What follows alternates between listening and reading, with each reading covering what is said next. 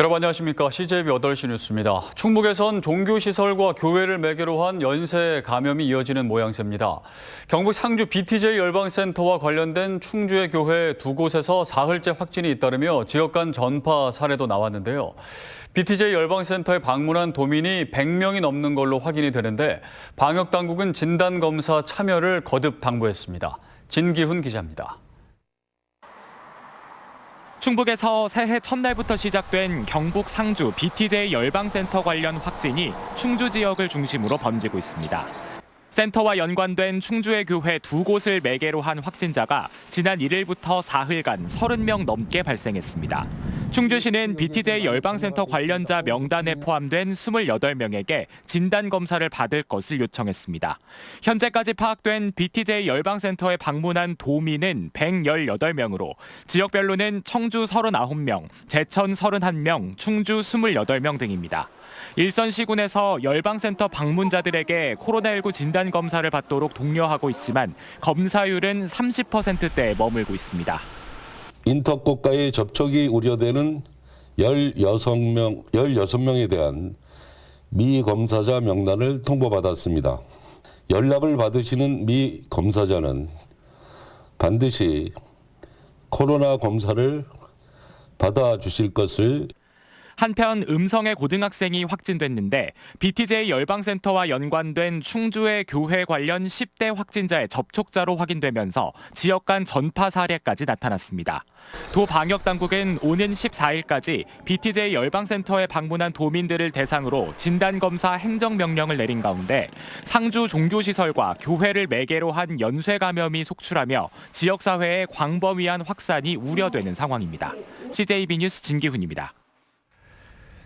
충청북도는 지난해 코로나19에도 불구하고 적지 않은 성과를 이뤄냈습니다. 그러나 야심차게 시작했던 몇 가지 현안은 해를 넘기게 됐는데요. 새해에도 추진해야 할 해넘긴 사업들이 뭐가 있고 또 어떤 전략을 갖고 있는지 알아보겠습니다. 구준회 기자입니다. 충북선철도 고속화를 위한 오송 연결선 사업은 새해에도 도정 1순위 과제로 꼽힙니다. 충청북도는 호남고속철도와 충북선을 바로 잇는 오송 연결선이 없으면 강호축 철도망의 의미가 없다며 필요성을 역설해왔습니다. 현재 7시간 넘게 걸리는 목포에서 강릉까지 이동 시간을 절반으로 줄일 수 있습니다.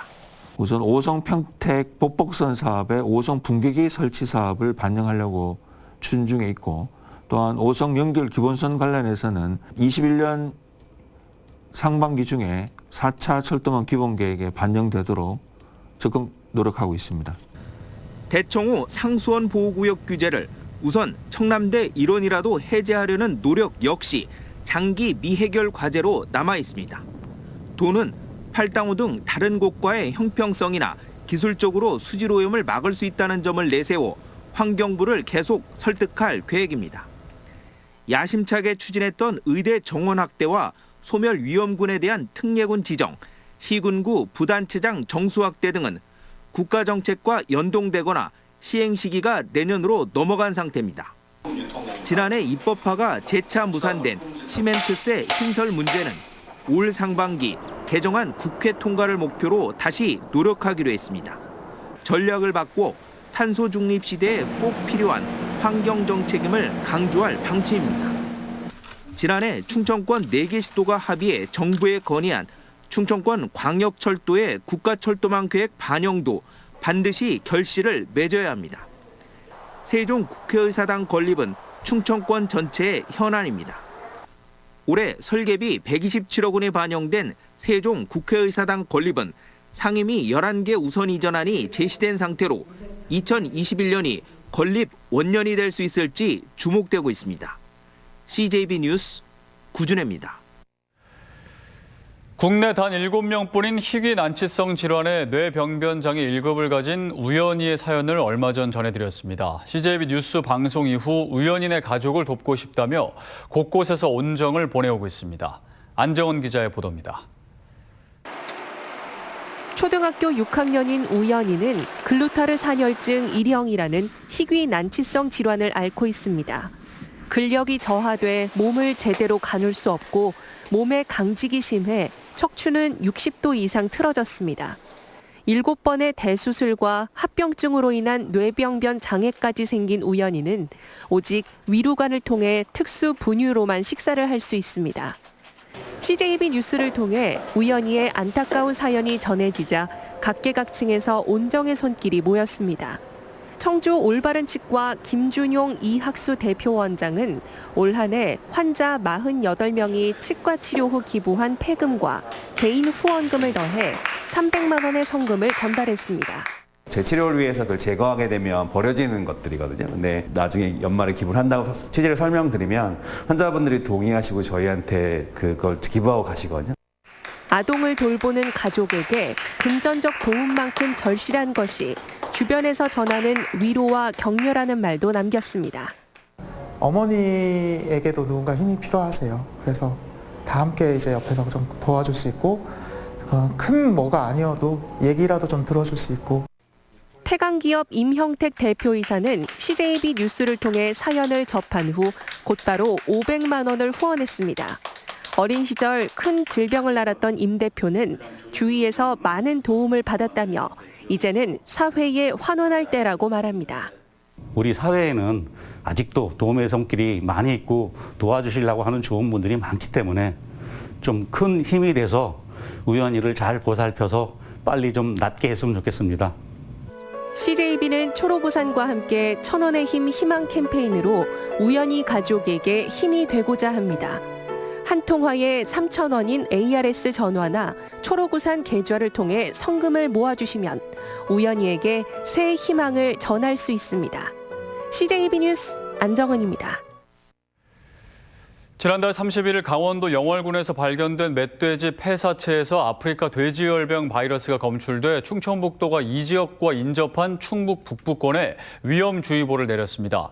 도는 폐사체 발견 지점 반경 10km 안에 있는 제천 4개 양돈 농장 인근 도로를 소독했고 이들 농가 돼지를 대상으로 정밀 검사한 결과 모두 음성인 것으로 나타났습니다.